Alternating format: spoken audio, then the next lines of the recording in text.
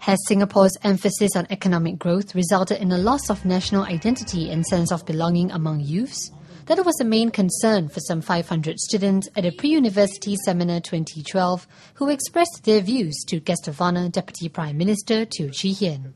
Would you say that this brain drain and the issue of migration for economic opportunities abroad can be attributed to one's lack of loyalty and civic obligation to Singapore? I think that preserving this shared heritage should take primacy in our policy making.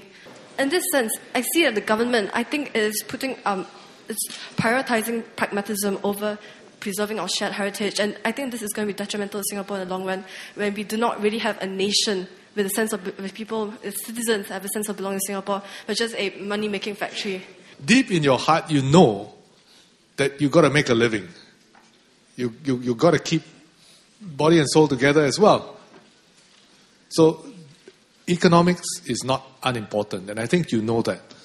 Because if you don't get the economics right, the other parts are going to be very, very difficult to do. On heritage and things like that, can I ask how many of you stay in Bishan? Put up your hand. How many of you have been to Takashimaya? You know why I ask you all these questions?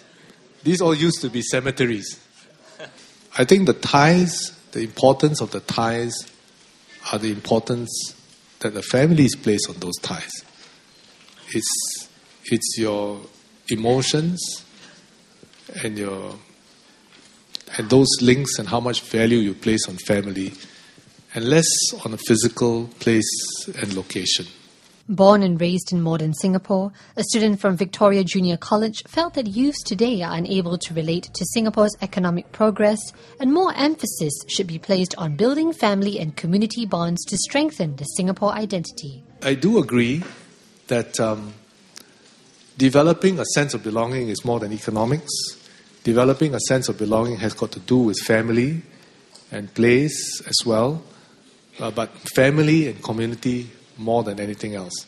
I think once you do something to help build a place, as you have said, then you begin to have a sense of ownership for it. Means if you're given something, I think you value it less than if you've built it. Because in that whole process of building, you're also building your own commitment and sense of ownership. So what are the main issues and challenges facing youths today? All that and more up next.